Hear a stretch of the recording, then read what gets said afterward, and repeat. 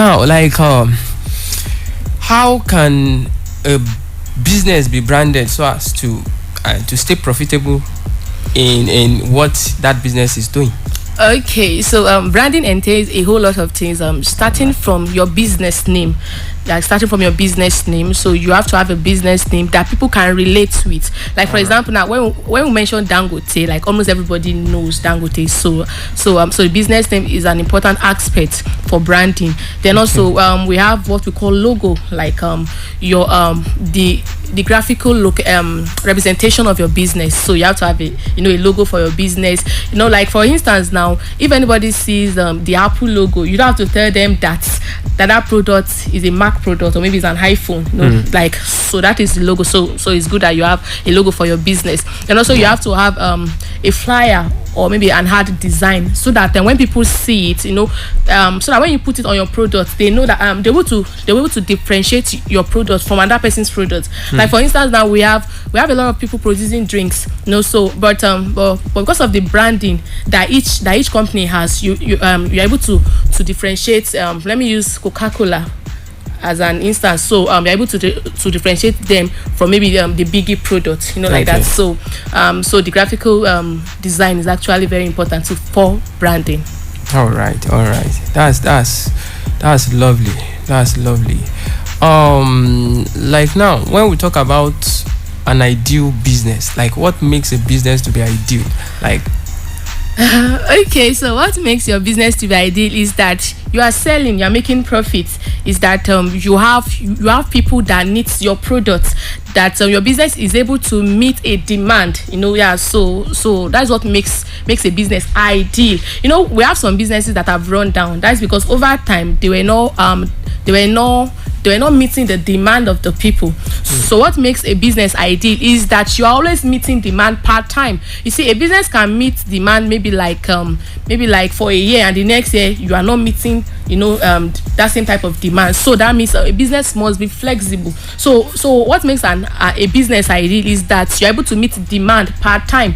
So that means you have to know what the people want, because you need their money, you need the customers. You can't just be making your product and be using it all by yourself. You get what I'm trying to say? Yes. So what makes a business ideal is that you are selling and you're making profits, that you have customers who want to consistently buy from you. Customers that want to consistently buy. Yes. Wow, that's lovely. Now, creating structure in business, like what are those things to put in place in order to have an ideal structure in business? Okay, so the first thing is know what you want and know what you are building. Like, know what you want and know what you are building. Like, if you want to build a 2-bedroom flat, you know what you want. If you want to build a skyscraper, you know what you want. So you start like that. Like, have the big vision written down. So for instance, now you cannot just start your business from the top. You have to start from the scratch. But in a book, like, have your business plan written down. Okay, like maybe for instance, you want to have maybe over 1 million customers. Write it down. So that means you will need a lot of staffs, right? So you write them down. Then you can as well list out the staffs that we needing, the equipment you'll be needing.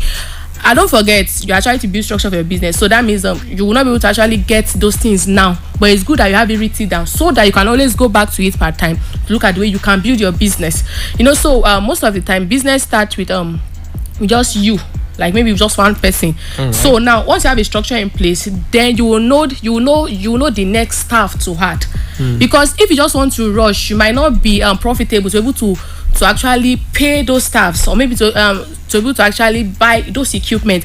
But it's good that you have them written down, so that as your business increases and progress, then you can go back to your drawing plan and to your drawing table. Then the next thing to add. Another thing is that once a business is actually progressing, there will be a lot of advisor that will be coming like this, like this, like that. But now once you have it written down, you can always go back, to check. And I'm not saying it's not good to be flexible, but you know that you are not actually going outside of your plan.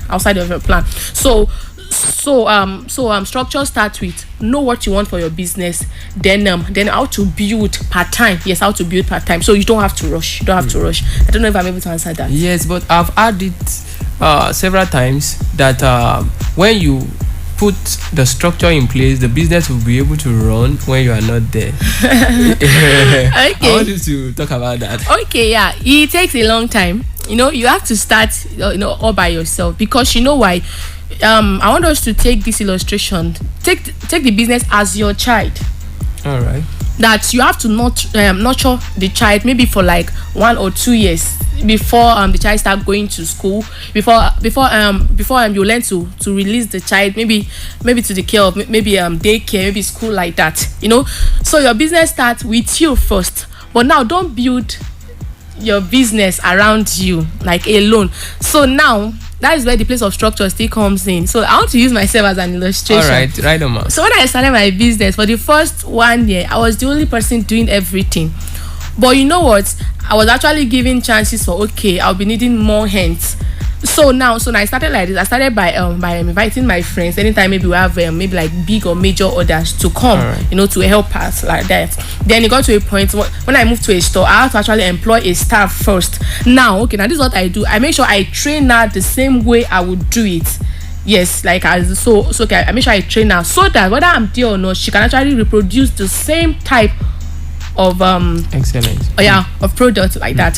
So that is that structure actually start like that, so that when the sole owner is not around, you can have the same ends reproduce the same kind of something. Then it's good that you have, I don't know, if you're offering a product, it's good that you have recipe, prototype, so that whether you are not there or not, they can follow the same exact format. You know what I'm trying to say? So now when you buy Coca-Cola in Lagos, it's the same taste with the one that you have in Ibadan. It's the same taste.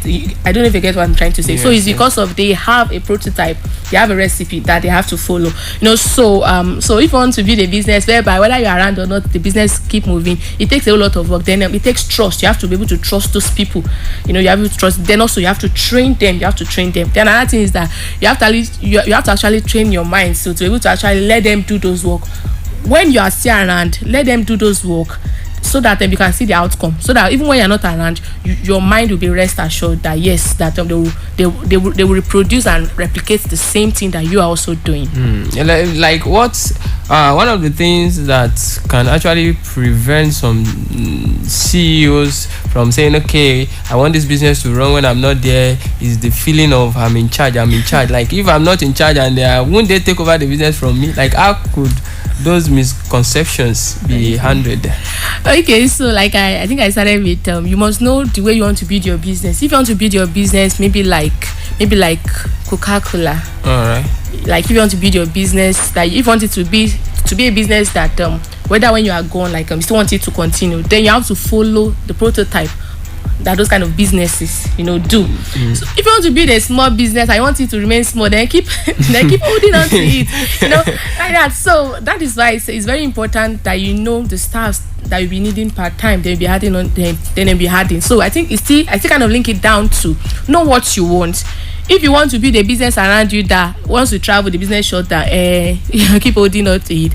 But if you want to be a business that will keep running whether you are there or not, then you have to follow those prototypes. I don't want to say follow those who through faith and patience. All right. No. Is it possible for a business to be in profit consistently for like 10 years?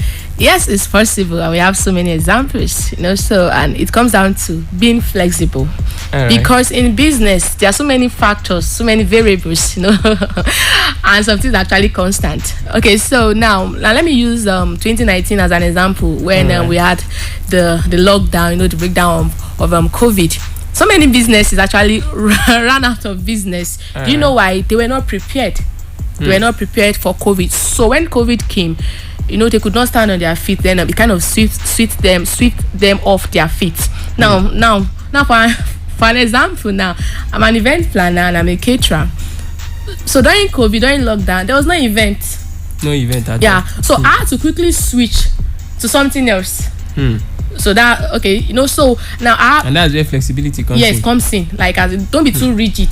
So I had some other caterers that could not work during this period. I had a lot of people complain that that there's no work, there's no money, just like that. So you have to be flexible. The another thing is, don't just stay on one product. Now the thing is, you must know when to switch. It's not I'm trying to say that you must know what your customer needs per time and give it to them. You must know. Now, for instance, now when you check your sales report and you notice that sales is actually going down, then call a meeting with your board, or maybe yourself, and sit down. You can actually get feedbacks from your customers. Okay, know that okay, like as in, so just ask them question. Do they still want that product? Do they want another thing? Do they want you to actually maybe improve on it? Like that. So don't just be rigid on one product. There was a time that we only have Coca-Cola in this glass bottle. But but a time came that they have to actually do the plastic one. Then a time came also that I think we have the big one, we have the small one now. Like that. So you must actually know the demand of your customer. Then you must be flexible so that you can keep making profit. So now a business can be profitable for the next 10 years if they are flexible, as long as you keep giving people what they want. Yes, so you'll be in profit. Then that thing is that making sales does not necessarily mean you are making profit. So now another thing I would love to say is you must know how to sell to the low class people. I don't want to say the poor people. You must learn how to sell to the middle class people, and you must learn how to sell to the rich. So now that is why most of it. Okay, now when we look at them, maybe like Cowbell now, they have the small one in sachet. They have the maybe like the medium one. They have the big one, the thin, the refill, like that, so that you can constantly make profit. So you must just be flexible, and your product must actually range among these classes of people. There's finally, because our time is fast spent, and some people that are saying, is it not just to bake cake? How can baking cake make me a millionaire? Like, is it possible to bake cake and become a millionaire? Yeah, very, very possible. So I'll continue with where I stopped. That your customers means a lot to your business. So if you constantly sell to the poor, you can't make money. There was a cake that actually broke the internet. Was it last year or this year? I think the baker charge, was it 15 million or something there about like that. So now for cake, yes, for cake, 15 million naira. 15 million naira, yes. Okay. And actually much more cakes like that. I think I've seen cake worth 50 million. Now the thing is, what are you selling to? If you are selling to the president, if you are selling to the wealthy people, you will constantly make money from cakes. So, but it's good to start somewhere, but don't remain at that spot. Don't remain at that level. We have cakes for like 100k, 200k, 500k. So imagine selling to maybe 1,000 people like that monthly. Then you know how much you are making. Wow. So, and not just for cake business, any business that you are doing, don't just sell to the low, to the poor people.